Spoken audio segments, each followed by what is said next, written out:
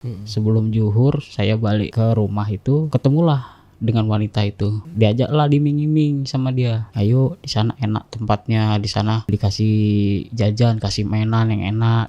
Anak kecil ya ikut itu dibawa sampai naik mobil. Akhirnya dia cerita yang sebenarnya bahwa saya ini diasuh, bukan anak kandung. Bahkan saya sempat ke makam ibu, pengen rasanya bertemu ibu gitu, kangen pengen. Ya kalau saya sih permintaan terakhir saya mungkin kalau untuk saat ini cuma pengen ketemu kakak. Akhirnya saya kenal cari jodoh di situ. Dapatlah dia. Nah, dapatlah dia kenalan. Akhirnya gaji pertama saya kasih. Gaji pertama Full.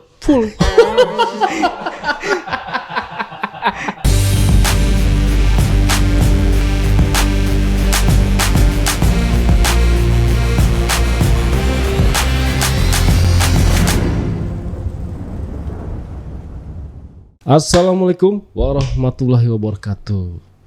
Sudah lama nih ngomong-ngomong, hampir seminggu lah ya, hampir seminggu nggak menyapa teman-teman semua. Jadi 1 minggu ini kita lagi ada sedikit masalah, di mana akun kita sempat ditangguhkan ya, karena di video terakhir itu ternyata ada kata-kata yang nggak sempat disensor, tapi sudah dinyatakan layak tayang, tapi ternyata di dalamnya masih ada kata-kata yang nggak layak untuk ditonton gitu ya. Dan jujur nih kangen banget pengen nyapa teman-teman semua, pengen lagi menghibur teman-teman semua. Semoga nanti kedepannya aman-aman aja ya, dan bantu doanya juga. Mudah-mudahan AJB bisa terus menghibur teman-teman semua. Setelah sekian lama, hari ini saya kehadiran seorang narasumber. Kita hadirkan konten yang ringan-ringan dulu. Dia adalah seorang laki-laki yang sempat viral di TikTok dan masih viral sampai sekarang. Namanya Mamat. Dimana ia hilang di umur 4 tahun. Saat itu dia sedang bermain lah sama temannya. Jadi kabarnya Mas Mamat ini hilang berdua sama temannya. Ramai di TikTok, viral di TikTok, dan sekarang sudah ketemu dan kita undang ke sini untuk bercerita gimana sih kejadiannya, seperti apa gitu ya. Dan nggak usah nunggu lama-lama, kita sambut aja narasumbernya. Assalamualaikum Bang Mamat. Waalaikumsalam warahmatullahi wabarakatuh. Gimana kabarnya? Alhamdulillah baik. Baik ya, sehat ya. Sekarang kalau boleh tahu Mas Mamat umur berapa nih? Umur 35. Umur 35 tahun. Jadi waktu hilang itu di umur 4 tahun ya. Jadi kurang lebih 31 tahun. Iya, kurang lebih begitu. Selama 31 tahun ini Mas Mamat menjalani kehidupan tanpa kejelasan identitas gitu. Benar. Ya. Oke, nah gimana sih ceritanya tuh Bang? Mungkin Bang Mamat ceritain pelan-pelan awal kejadiannya seperti apa, dan nggak usah terlalu buru-buru, santai aja ya, biar teman-teman juga paham. Dan ini penting juga ya buat teman-teman ya, khususnya yang punya anak kecil. Jadi tolong diwaspadai, karena beruntungnya adalah ini bukan unsur kejahatan ya. Kita dengerin aja ceritanya. Silakan Mas Mamat. Jadi di tahun 95 itu ketika malam sebelum besok pagi itu saya sempat bangun di jam 3 itu namanya bapak kan baru pulang gitu. Saya ambilin jaketnya, saya hari-hari biasa begitu. Tiba-tiba kok suasana di rumah tuh rame. Nah saya ngelihat satu cewek yang tidak biasa ada di situ. Di rumah nih? Iya di rumah. Okay. Nah setelah paginya saya itu main sama Ahik, main di sebuah danau. Ahik ya? Iya. Teman ya. Ahik ya? Ahik itu seingat saya dia baru turun dari mobil. Kalau seingat saya dia turun dari mobil, saya ajak main. Oke. Saya ajak main ke danau sampai di pukul 11:30 kurang sebelum zuhur. Sebelum zuhur saya balik ke rumah itu, lalu ketemulah dengan wanita itu. Oke. Ketemu sama wanita itu, belum sempat ada masuk rumah, diajaklah diming-iming sama dia. Diming-iming, ayo di sana enak tempatnya, di sana dikasih jajan, kasih mainan yang enak di sana. Akhirnya namanya terbujuk rayuan, ya sudahlah, namanya anak kecil ya ikut sama dia. Ikut itu dibawa sampai naik mobil. Oh, jadi dari rumah diajak sama dia naik mobil. Iya, naik mobil itu. Sempet jalan kaki ngelewatin danau lalu diajak naik bis sama dia. Nah, kalau seingat saya itu bisnya bis 2 tingkat Bis itu. 2 tingkat ya, zaman waktu itu ya memang 2 Iya, tingkat. 2 tingkat. Lalu setelah serang berapa lama kurang tahu juga karena saya posisi tidur, pas ketiga bangun sudah ada di polsek. Oh, bangun-bangun udah di polsek. Iya. Si perempuan itu? Superpad itu juga ada. Oh, ada. Oke. Dan masih sempat kayak seingat saya masih jalan kaki menuju dibawa digiring orang. Digiring orang untuk masuk polsek gitu. Digiring. Lalu sampai di polsek itu menginap 1 hari. Oke. Bermalam di situ, sempat dikasih makan sama pihak polseknya. Paginya itu saya diantar di yayasan. Diantar di yayasan. Bertiga sama wanita ini. Oke, masih ada nih ya. Perempuannya masih ada. Lalu ketika sampai di yayasan, selang 1 hari itu dia udah nggak ada. Ya, udah nggak ada lah. Terus saya kan namanya masih keadaan anak kecil ya. Ikut di situ kan banyak anak-anak kecil juga di yayasan. Ya ikut berbaur. Jadi nggak inget namanya orang tua, nggak inget apa gitu. Ya ikut aja pokoknya. Tuh sama anak-anak di situ. Berarti memang ini masih pikirannya benar-benar apa ya? Biasanya kan anak kecil gini loh. 1 jam aja misalnya nggak ada mamanya gitu, itu pasti kan nangis pengen ketemu itu. Oh, ini enggak ya? Enggak sama sekali. Oke. Lalu setelah di yayasan kami dibimbing di situ. Si Ahid juga nggak nangis? Nggak nangis Ahid. Nggak nangis. Dibimbing, disekolahin dari TK sampai SD itu. Lalu sekitar tahun 9 setelah ke 99, posisi 99 mau ke 2000 itu saya mencar. Berarti di umur kurang lebih 10 tahun. Iya. Mencar sendiri karena Ahib masih tetap di yayasan. Karena itu kemauan saya juga. Akhirnya saya kerja. Kerja di bengkel gitu, sempat kerja di bengkel buat nyambung hidup. Sampai di situ saya terkena penyakit. Terkena penyakit kurang lebih panas dingin kayak malaria atau apa. Lalu dibawa di situ sama orang ke puskesmas. Dari puskesmas itu saya sempat dirawat sama ibu angkat. Orang PNS juga diangkat, disekolahkan sampai kelas 6 lulus itu. Loh, ini berarti tinggal di rumah si ibu angkat ini? Kalau posisi sekarang? Enggak, waktu itu. Waktu itu tinggal di rumah ibu angkat. Tinggal di rumah ibu angkat sampai setelah lulus SD itu akhirnya saya cobalah keluar lagi. Nggak mau nyusahin orang tua. Karena udah saya anggap orang tua, nggak mau nyusahin orang tua. Saya coba mandiri lagi. Keluar lagi cari pekerjaan. Dari sampai kerjaan apapun pokoknya ya saya kerjain, dari ke laut, kerjaan nelayan semua gitu. Itu kok kepikiran gitu mau cari duit itu apa? Ada yang ngajak teman atau gimana? Nggak ada, karena pribadi dia sendiri. Pribadi diri sendiri. Berarti sudah cukup ini dewasa ya pikirannya ya di umur segitu ya. Kemungkinan. Lalu setelah kerja di nelayan lumayan cukup lama. Berhenti itu di tahun 2022. 2022 baru dong jadi nelayan 2022 2021. Berhenti saya. Ya sempat sebulan kan diseling gitu, dari kerja nelayan kan 1 tahun itu baru pulang gitu. Ntar saya kerja lagi di darat gitu. Sampai pernah juga ngamen gitu untuk nyambung hidup. Pernah juga cari makan dari hasil mulung sampah gitu. Saya jual, sudah pernah saya alami. Namanya untuk menyambung hidup.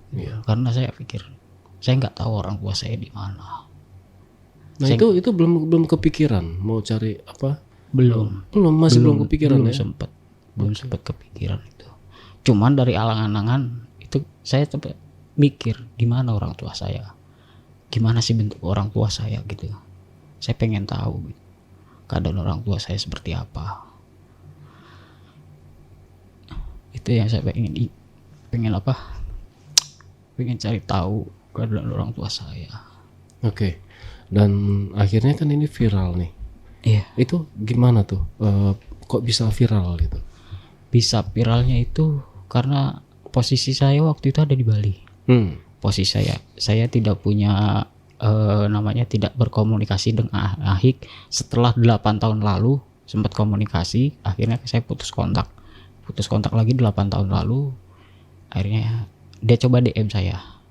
Dia DM via Facebook, dan akhirnya Ahik itu cobalah diajarin, kamu punya TikTok nggak? Saya bilang saya nggak punya. Saya bilang coba deh kamu download TikTok, kamu lihat itu Mas Janu yang dulu satu asrama sama kita. Emang kenapa sih? Bilang dia ketemu sama orang tuanya. Kamu masih ingat nggak kata denah-denah rumah?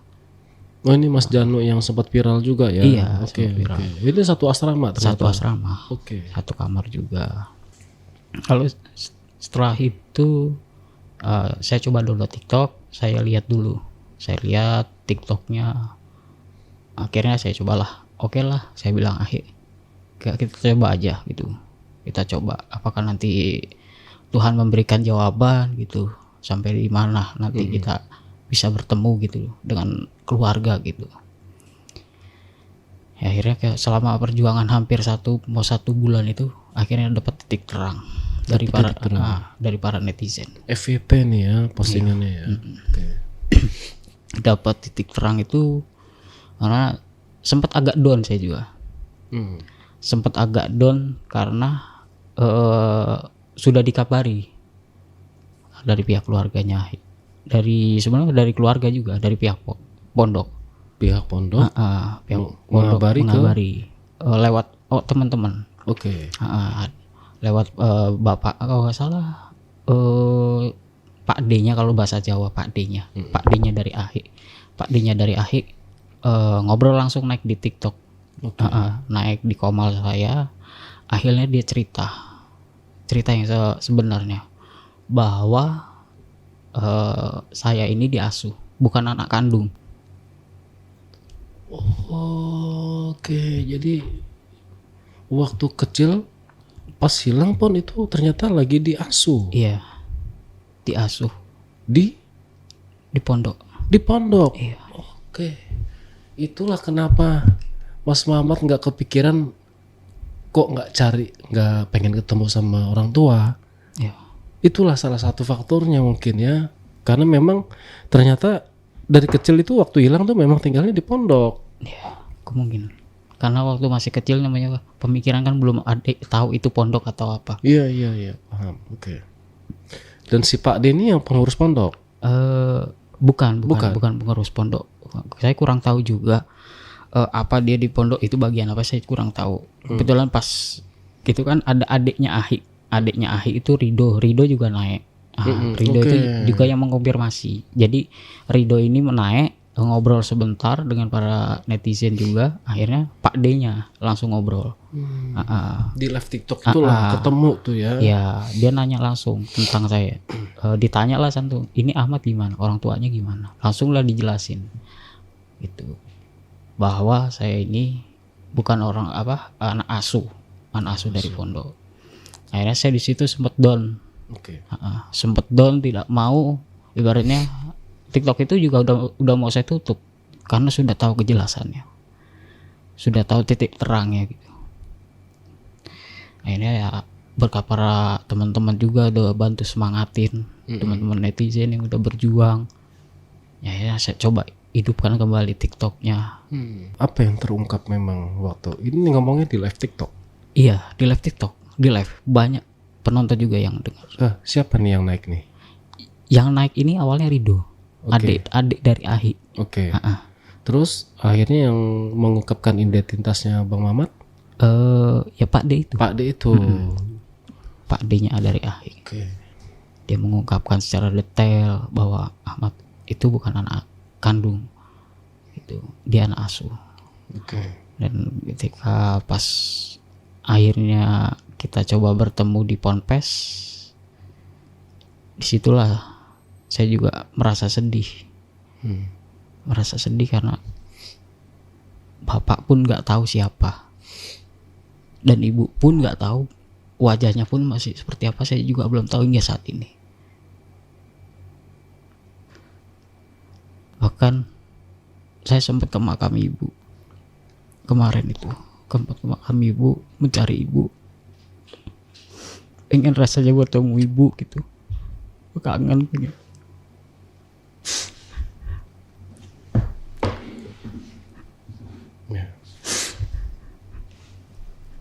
Kalau bapak udah tahu? Bapak belum tahu Sampai sekarang? sampai sekarang. Belum tahu ya siapa dia ya. Hidup atau enggak juga nggak tahu ya. Iya. Karena nggak ada yang menceritakan bapak itu. Ya, berarti seperti apa? kunci utamanya di ibu ya. Sementara ibu udah nggak ada. Saudara? Saudara ada. Saudara kandung? Saudara dari ibu. Saudara dari ibu. Iya. Oke, itu udah sempat tanya-tanya. Sudah sempat. Terus Sempat saya tanya-tanya. Akhirnya dapat jawaban itu karena saya punya saudara itu kakak. Tinggal kakak. Oke. Untuk saat ini tinggal kakak. Jadi saudara saya ini bicara bahwa kamu itu lahir dari beda bapak, bukan dari satu ibu, bukan dari satu bapak. Ya, gitu. oke. Ada berapa saudara yang masih hidup? Saudara dari ibu. Ya. Saudara kalau dari ibu masih banyak. Masih banyak. Masih. Merangkul Mas Mamat nggak? Kalau dibilang merangkul untuk saat ini saya belum merasakan. Belum merasakan, tapi setidaknya mengakui. Setidaknya Mengakui kalau Mamat adalah saudara mereka gitu. Iya. Oke. Dan udah ketemu sama mereka semua? Sudah. Sudah ya. Oke, nah setelah kejadian viral ini Mas Mamat sudah mengetahui nih identitasnya Mas Mamat ya. Gimana perasaannya? Perasaannya sih seneng gitu. Seneng, kalau di dalam hati senang. Cuman masih banyak hal-hal yang belum saya publik. Gitu. Masih banyak privasi yang gak bisa saya ungkapin. Oke, gak apa-apa. Ya mungkin nanti setelah ketemu kakak, mungkin insya Allah saya akan luapkan ke kakak. Karena satu-satunya keluarga dari aku tinggal kakak, nggak ada lagi ya. Oke. Sekarang Mas Mamat umur 35.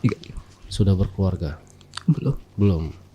Dan hidup masih maksudnya tetap menjalani aktivitas yang kemarin-kemarin ya. Masih. Bekerja, cari uang ke sana ke sini. Berarti kan Mas Mamat sempat hidup juga di jalanan nih. Sempat. Ngamen segala macam. Itu pernah nggak ngalamin kayak misalnya salah pergaulan atau ketemu sama orang-orang jahat? Pernah. Sering. Bukan pernah lagi, sering. Iya. Dalam hal apa kejahatan? Ya seperti copet itu sering saya. Sering. Iya. Dalam lingkungan pun juga sering ada. Gitu, dalam lingkungan satu teman tongkrongan waktu ngamen pun ada ya. Dia malak, dia ada gitu. Tapi nggak sempat salah pergaulan? Nggak sempat. Kayak minum? Kalau minum sempat ada. Sempat. NKB? Nggak ada. Nggak ya? Iya, alhamdulillah kalau narkoba. Tapi Mas Mamat nggak ada kepikiran untuk kayak ngemis, minta-minta gitu ya? Nggak ada ya? Nggak ada. Berarti murni cari makan sendiri, kerja, apapun itu Mas Mamat lakukan gitu. Oke, salut sih sama mentalnya, salut. Gimana nih harapan kedepannya setelah tahu identitasnya Mas Mamat nih? Apa yang mau Mas Mamat lakukan sekarang? Yang mungkin saya lakukan cuma satu. Ya mungkin karena saya juga punya faktor penyakit ya. Apa tuh? Karena penyakit lambung juga ada komplikasi hati juga. Oke. Ya kalau saya sih permintaan terakhir saya mungkin kalau untuk saat ini cuma pengen ketemu kakak. Belum ketemu? Belum. Tapi udah sempat komunikasi sempat. Nomornya ada? Bisa dihubungin masih? Bisa. Dia ada di Bekasi, Jakarta? Di Masa Lembu. Masa Lembu itu daerah pesisir, daerah kota pulau terpencil, masuknya di Madura. Oh lah, jauh banget ya. Iya. Nah setelah ketemu apa yang mau dilakukan memang rencananya? Rencananya saya mau ngungkapin semua yang saya rahasiakan, saya yang pendam selama ini. Karena dulu saya itu nggak ada rumah untuk berbagi kisah. Oke. Sampai saat ini nggak ada tempat untuk mencurahkan gitu. Masih belum dapat rumah. Karena cuma dari kakak ini nanti saya akan sampaikan semuanya. Itu Dok, saja harapan saya. Terus tinggalnya di mana sekarang? Sekarang di Tangerang. Kontrak atau rumah sendiri? Kebetulan di tempat kerjaan tinggalnya. Berarti ya secara finansial juga belum ini ya, belum bisa mapan gitu ya. Iya, belum. Kalau penyakit lambung tadi karena ini ya, sering nahan lapar gitu ya. Iya. Nah, lapar, sering begadang juga. Sering begadang. Iya. Ya, karena hidup di jalanan ya. Iya. Was-was gak sih kalau tidur di jalan tuh? Sebenarnya kalau dari ini nggak was-was sih kalau kita udah terbiasa. Karena waktu kita hidup di jalan itu dari umur kecil itu sampai ke dewasanya itu, kalau untuk dewasanya kita nggak ada was-was, kita nggak pernah ada takut gitu. Karena teman-teman banyak. Kalau teman-teman alhamdulillah banyak. Dan mereka baik-baik ya. Alhamdulillah baik. Dan itu Mas Mamat sempat cerita-cerita nggak sama teman-teman di jalanan? Nah, lu kenapa bisa ada di jalanan gitu? Apakah sama atau gimana nih? Nggak ada. Nggak ada cerita hal seperti itu. Cuman yang kita lakuin hanya cari makan, itu aja tiap hari, asal bisa menyambung hidup hari-hari. Ini jadi ini ya perhatian juga buat penonton ya. Saya nggak kebayang sih rasanya gimana ya. Sudah umur dewasa di kepala 3 gini, nggak pernah ketemu orang tua sedikit pun itu. Bayangin waktu kecil deh, ternyata dari kecil juga sudah tinggal di pondok. Artinya bukan orang tua juga yang merawat ya. Nah, artinya apa ya? Nasibnya Mas Mamat mungkin kurang bagus, tapi ya nggak bisa dipungkiri bahwa selalu ada rezeki yang Mas Mamat terima kan. Benar. Meskipun tidak ada orang tua, nggak ada siapa-siapa yang Mas Mamat kenal. Iya. Mas Mamat ditempatkan yang baik. Pondok kan tempat yang baik. Iya. Sempat hilang dibawa orang, akhirnya ketemu orang-orang baik juga, ditaruh di yayasan. Kalau seandainya ini ternyata yang ngajak Mas Mamat adalah orang jahat, itu tahu deh, kayak mungkin udah nggak ada kali, udah dijual ya. Tapi memang Allah Tuhan masih memberikan hal yang baik buat Mas Mamat. Memang meskipun banyak kurangnya nih. Kurangnya adalah Mas Mamat tidak merasakan apa yang orang-orang rasakan. Benar. Di mana mereka tumbuh di dalam satu rumah, di dalam keluarga yang utuh. Ya. Itu yang nggak Mas Mamat rasakan. Benar. Ya. Dan saya juga saya ikut merasakan sih kesedihannya seperti apa, saya tahu. Gitu. Ya. Saya harapannya sih, saya bantu doakan juga semoga Mas Mamat, hidupnya Mas Mamat kedepannya selepas dari sini Mas Mamat bisa memilih jalan yang baik, tetap di jalan yang baik. Ya. Jangan pernah punya pikiran jahat atau mungkin rasa dendam, rasa amarah kita terhadap orang tua, itu pasti ada. Ya. Kan pasti bertanya-tanya nih, kenapa lo nggak mau rawat gua? Kenapa lo taruh gua di pondok? Pasti ada dong. Pasti. Rasa pertanyaan Ada. itu, dan itu sampai sekarang yang belum Mas Mamat dapatkan jawabannya. Ya. Sampai sekarang. Oke, Mas. Yang lalu udah berlalu, Mas. Ya. Jadi semakin kita menggali ke situ, semakin kita tersesat. Ya. Yang ada kan cuma ada rasa kebencian nih di dalam hati kita, di dalam pikiran kita, jadi hal negatif terus yang keluar. Mungkin udah inilah jalannya yang Tuhan kasih buat Mas Mamat, dan Mas Mamat nggak boleh hilangkan juga rezeki yang sudah Mas Mamat terima sampai detik ini, saat ini Mas Mamat masih hidup, masih sehat meskipun banyak kekurangan. dan apa ya, lebih sering-sering lagi ingat kali ya sama Tuhan gitu ya. Mudah-mudahan Mas Mamat dikasih jalan yang terbaik. Amin. Ya. Terutama buat ibu angkat yang pernah dulu nemuin dia di masih sekarat dulu, yang mungkin kalau nggak dirawat dulu mungkin hari ini pun udah nggak ada. Aku berterima kasih banget buat sama ibu, terus buat keluarga juga, sama bapak yang udah ngerawat. Dan terima kasih juga buat teman-teman yang sudah bantu support hingga sampai saat ini. Dukungannya nggak pernah lepas gitu.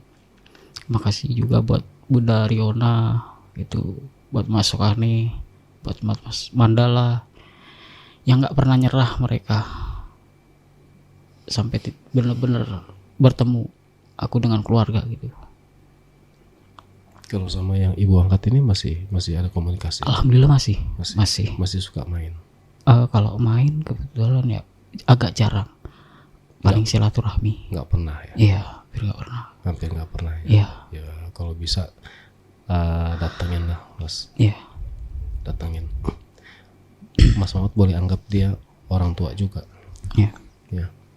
Ya nggak apa-apa tuh Mas Mamat anggap orang tua, ada rezeki sedikit ya kasih beliin makanan atau apa, karena orang seperti itu tuh dia nggak berharap lu mau terima kasih ke gua, nggak, cukup kita datang mengingat jasa baiknya dia aja tuh dia udah seneng. Iya. Gitu sih. Buat siapa? Ahid, kalau Ahid gimana kabarnya sekarang? Ahid alhamdulillah sehat, baik. Bahkan Ahid juga karena sempat dia nggak bisa kesini karena momennya dia. Karena kemarin juga sebenarnya bukan momennya dia, karena bertemunya cuma dari adiknya. Karena momen pertemuan kemarin dari adiknya, karena momen yang hari ini itu bertemu dengan kakaknya, kakak kandung dia. Kakak kandungnya. Kalau orang tuanya? Kalau orang tuanya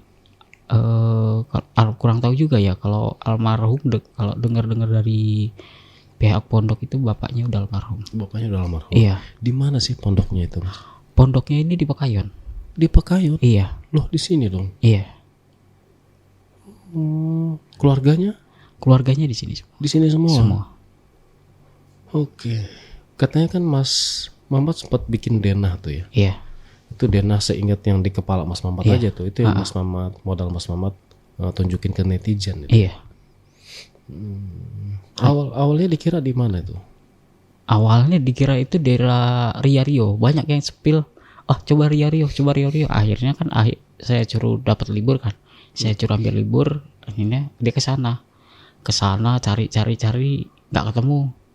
Akhirnya besoknya lagi selang berapa hari kesana lah dia ke Pulau Nangka.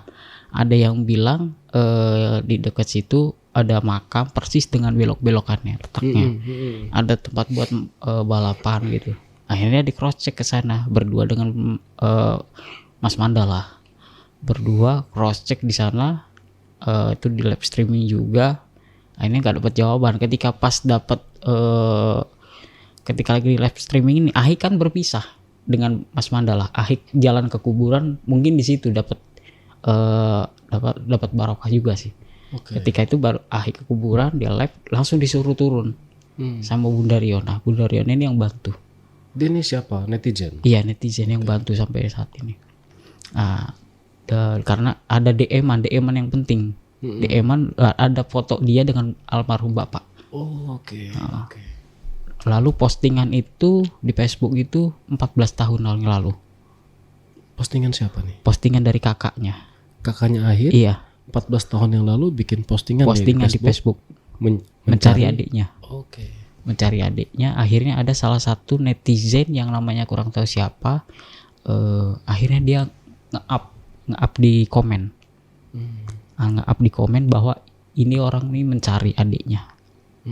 Lalu dilihat dengan sama foto Ahik dari kecil, yang dari sama bapaknya sama yang di Ponpes itu dicocokkan, yang dari yayasan dicocokkan. Akhirnya sama, akhirnya teman-teman ini langsung nyerang ke akunnya Mas Ali. Nah, Mas Ali ini kakak kandung Oh, kakak kandung. yang nge-up di Facebook. Oke. Ketemu tuh. Ketemu. Sebenarnya belum sempat ketemu sih. Karena kan Mas Ali juga shock karena udah puluhan tahun nggak ketemu, dia mencari sampai akhirnya almarhum bapaknya udah almarhum. Akhirnya mungkin shock gitu. Akhirnya nggak percaya dia, akhirnya diserang lagi, didatengin orang. Si Ali ini. Didatengin orang ke desanya. Banyak kan yang namanya netizen kan dari berbagai daerah gitu. Kita kan tinggal follow up sana sini jadi kan dapat. Akhirnya ketemulah nomor teleponnya. Nomor teleponnya ini ketemu, akhirnya hubungi. Sempat dari situ break dulu. Sempat break hubungannya akhir. Ketika itu baru kakaknya yang tua, kemungkinan kakak yang tertuanya gitu. Mungkin dari Mas Ali juga ngomong ke kakak yang tertuanya, akhirnya sempat video call untuk meyakinkan. Itu pertama awal yang pertama ketemu, karena dari situ jalannya baru ke Mas Mamat. Iya, karena kalau misalkan nggak ada postingan itu, mungkin saat ini juga masih simpang siur jawabannya. Iya, betul. Berarti memang udah sempat mencari ya dari pihak keluarga, cuma nggak ada titik temu. Iya. Di zaman dulu sosial cuma Facebook doang. Benar. Iya. Yang viral kalau sekarang TikTok ya. Iya. TikTok memang lebih cepat sih ya. Dan Mas Ahik udah berkeluarga sekarang. Alhamdulillah sudah punya anak 3. Dia tinggal di mana dia? Tinggal di Jayakarta. Pangeran Jakarta ya. Iya. Oke, itu dekat Jakarta Utara itu ya. Iya, termasuknya Jakarta Utara. Kerja juga dia di Kerja. sana. Oke ya. Berarti tinggal Mas Mamat aja nih yang belum punya keluarga. Iya. Ya. Kenapa Mas Mamat belum mau ke situ? Sebenarnya ada rasa trauma ada. Oh, rasa trauma. Kenapa tuh? Rasa trauma sama wanita juga ada. Oh, kenapa memang? Karena dulu itu saya pernah dipercaya sama orang. Pernah dipercaya sama orang pegang perusahaan. Oke. Perusahaan di Surabaya. Lalu saya ngerekrut karyawan. Karyawannya ini kebetulan orang Blitar. Saya rekrut jadi admin lah. Karyawan pertama saya. Oke. Saya rekrut jadi admin. Ya dari situlah awal mulainya. Ada rasa. Ada rasa. Oke. Ada rasa. Akhirnya dari situ mulailah terjerumus.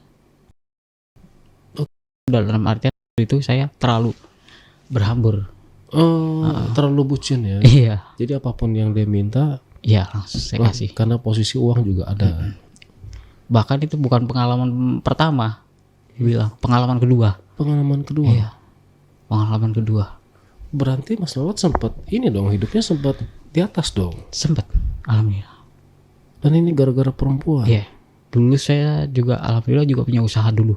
Punya usaha di Sukabumi.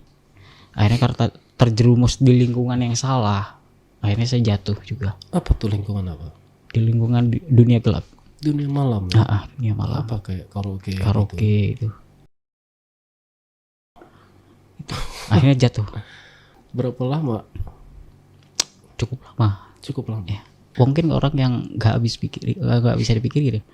Kok bisa bertahan? Jatuh bangun, tapi masih bisa bertahan, hidup jalan.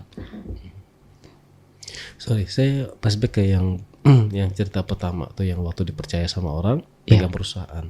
Itu kenal Mas Mamat dari mana? Di Facebook. Dari Facebook. Karena saya punya keahlian di bidang itu. Oke, dia percayakan nih ke Mas Mamat nih. Iya. Sampai ke bagian keuangan juga. Enggak, kalau di bagian keuangan enggak. Kebetulan saya juga ditawari gaji waktu itu di 5 juta. 5 juta, oke. Cuma saya tolak. Digaji 5 juta saya tolak karena saya melihat dari prospek pekerjaannya itu belum 100% berjalan. Itu belum 100% untung. Akhirnya saya coba standarnya aja lah, ikut alur gitu, nggak mau 5 juta. Itu bisa menuhin apa yang cewek itu minta dari mana uangnya? Dari hasil gaji. Dari hasil gaji. Nah, satu dari hasil gaji, kedua aja juga ditipu. Ya, saya ditipu. Saya kenal dari fraksi. Dari fraksi kenal, yaitu masih di lingkungan kerja. Oke. Masih dalam lingkungan kerja. Jadi saya itu dipercaya sama orang. Kemudian sekarang udah pensiun ya, Bapak. Akhirnya dari uang gaji itu ada tuh dia minjem akhirnya nggak dibayar. Si perempuan ini? Nggak, bukan dari orang ini. Oke. Minjem ke saya nggak dibayar, akhirnya saya cari ke rumahnya. Gitu. Namanya orang saya bener ya, nggak pernah takut kalau saya orang. Berarti itu ditipu masalah keuangan. Masalah keuangan. Nah kalau yang si perempuan ini? Kalau si perempuan ini dia sehari-hari ya itulah, entah aja alasan buat fitness, buat inilah gitu. Saya kasih gaya hidupnya hedon. Iya. Tapi maaf, sempat HS sama dia? Enggak. Rugi dong.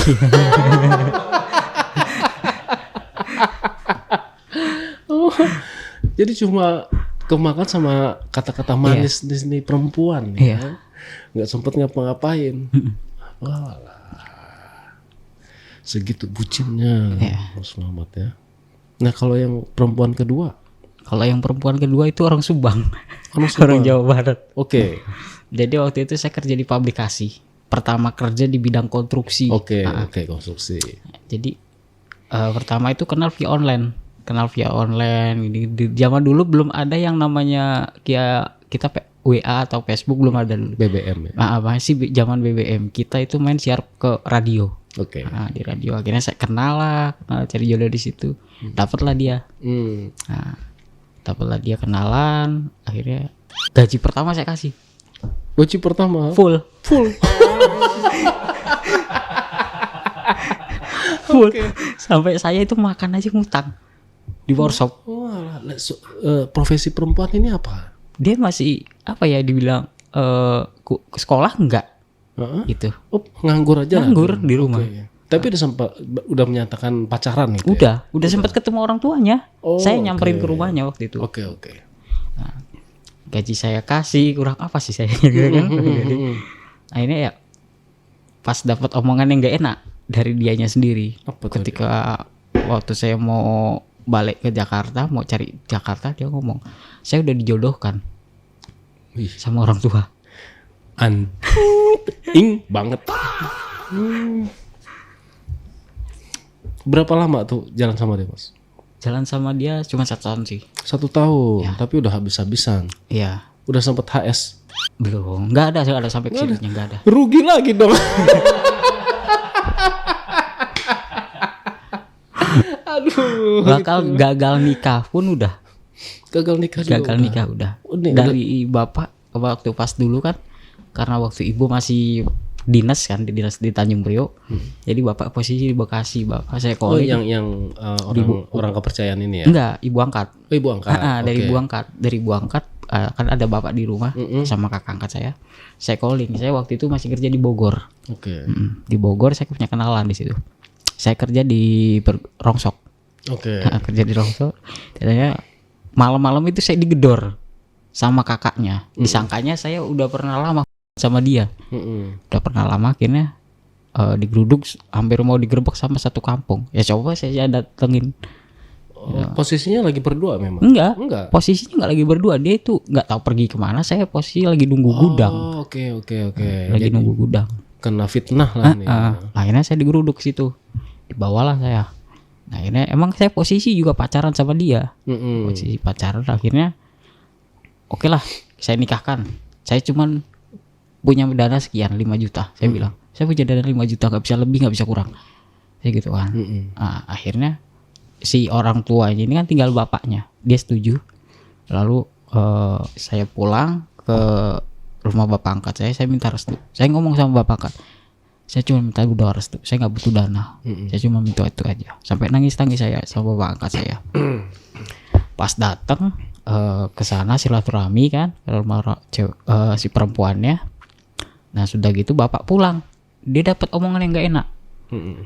Dari cewek ini pengen ada panggung lah, pengen dimeriahin lah. Oh jadi begini ya. Nah, ya udah saya angkat tangan. Uang 5 jutanya? Uang 5 jutanya belum saya kasih. Belum dikasih. Belum. Okay. Saya langsung mundur. Karena udah dengar omongan kayak gitu. Saya langsung mundur. Langsung lost contact lagi. Oke. Sampai sekarang lah akhirnya belum berani ya, karena trauma itu ya.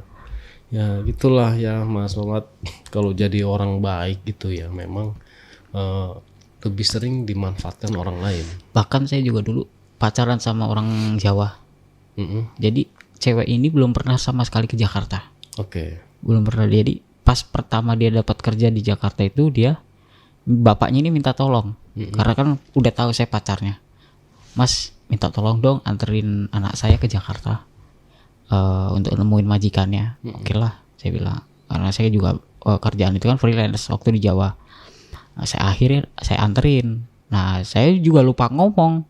Saya kan pas langsung pulang lagi ke Jawa. Setelah saya kasihin sama majikannya, saya pulang ke Jawa.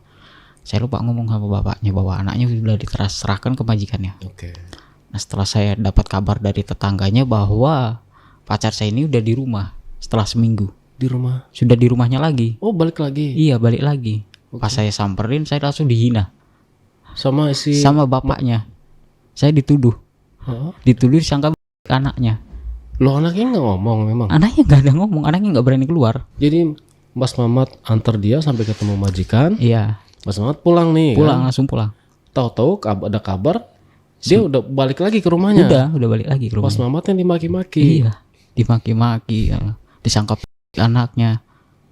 Gitu. Oh, gimana sih? Nangis saya di depan bapaknya itu. Tapi anaknya nggak keluar. Nggak berani. Aneh ya.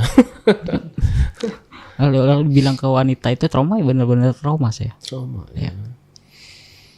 Ya Mas. Jadi apa ya? Saya juga ada beberapa pengalaman gitu ya kalau jadi orang baik itu memang lebih sering kita dimanfaatkan orang. Benar. Kita padahal tulus, kita benar-benar tulus gitu ya baik. Cuma kebaikan itu kadang-kadang dimanfaatkan orang untuk menjahati kita gitu. Benar. Gitu. Dan kalau misal kita berbuat kebaikan saja tidak pernah diingat, sekali-sekali berbuatlah jahat. Benar. Maka kejahatan itu akan diingat terus selamanya. Ya Mas, jadi banyaklah pengalaman dan juga perjalanan hidupnya Mas Mamat. Harusnya sih Mas Mamat sekarang sudah lebih dewasa lagi dalam mengambil sikap, ya, lebih berhati-hati lagi untuk kenal sama orang, lebih was-was lagi kenal sama perempuan. Tapi dalam arti bukannya kita nggak mau berkeluarga ya Mas. Trauma boleh. Mungkin Mas Mamat belum ketemu nih sama orang yang tepat gitu, tapi nggak ada salahnya untuk mencoba. Mencoba boleh dong, tapi apa yang sudah kesalahan kita dulu tuh jangan diulang lagi. Misalnya belum apa-apa kita udah ngasih jor-joran sama dia, jangan Mas. Itu malah kita nggak ada harga dirinya. Itu malah kita dilihat dia tuh malah rendah gitu loh. Wah, nih cowok bisa nih gue peleretin, masih begitu. Itu malah menimbulkan niat jahat gitu loh. Jadi kalau emang kenal sama perempuan ya baik-baik, nggak usah terlalu jor-joran. Ngasih boleh, tapi jangan terlalu berlebihan gitu. Kalau perempuan yang baik nih Mas ya, kalau misalnya dia ngasih, nih kamu mau ini nggak? Dia pasti ngomong gini, sayang uangnya mending ditabung buat kita nikah. Pasti begitu. Cuman saya yang belum nemu. Iya, Mas Mamatnya aja belum temu gitu kan. Atau mungkin sekarang masih takut-takut nih. Mungkin udah ada inceran-inceran ya kan. Oh, mantep nih gitu kan. Coba pas mau maju, ntar dia kayak gini lagi gitu ya. Berarti dari sekian banyaknya mantan, belum pernah ada yang belum. Rugi dong. Enggak Mas, bercanda ya. Bercanda Mas. Tapi itu top asli. Saya salut sama Mas Mamat. Benar. Masih mempertahankan itu namanya harga diri juga ya. Masih mempertahankan martabat wanita juga. Salut sih saya. Ya, dari sini saya doakan semoga Mas Mamat dikasih kemudahan. Amin. Perjalanan hidupnya.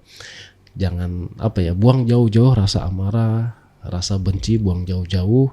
Mulailah menatap masa depan nih. Karena yang masa lalu itu kan kita bisa lihat tuh kan. Baik buruknya kita bisa lihat, tapi yang belum bisa dilihat adalah masa depan Mas. Ini harus jauh lebih baik dipikirkan daripada kita melihat masa lalu. Ya. Oke, sebelum kita tutup podcastnya nih Mas Mamat, ada pesan-pesan nggak buat teman-teman AJB nih yang nonton? Silakan. Buat pesan teman-teman, kalau yang punya anak kecil itu wajib dijaga pertama. Dan yang kedua, untuk teman-teman Mungkin masih banyak teman-teman kita di bawah sana, di luar sana, saudara-saudara kita yang menemukan orang tuanya yang belum bergabung dengan orang tuanya. Mungkin nanti bisa kita saling-saling bantu gitu. Itu aja sih. Oke, Mas Mamat, terima kasih banyak buat waktunya. Yap. Udah mau cerita di sini. Buat teman-teman, kali teman-teman ada yang mau kenalan sama Mas Mamat, orang baik. Saya bisa pastikan Mas Mamat ini orang baik ya. Jadi kalau ada yang mau kenalan atau mungkin bisa berjodoh gitu ya, nggak ada masalah. Hubungi admin kita di 0858 47683. Hanya untuk orang yang benar-benar niat baik ya, bukan untuk main-main. Ya, Mamat ya. Buat teman-teman juga yang mau hadir di sini, teman-teman bisa menghubungi, sekali lagi saya ucapkan 0858 47683. Terima kasih. Wassalamualaikum warahmatullahi wabarakatuh. Mas Mamat, terima kasih banyak ya. Semoga sukses terus. Amin. Yang kuat, yang sabar menjalani kehidupan. Masa depan masih panjang. Ya. Ya. Perjalanan Mas Mamat masih panjang. Siap, benar. Raih masa depan, Mas. Pikirkan yang positif-positif. Masa lalu itu udah lupain aja. Ya. Terima kasih ya, Mas ya. Siap. Sampai jumpa.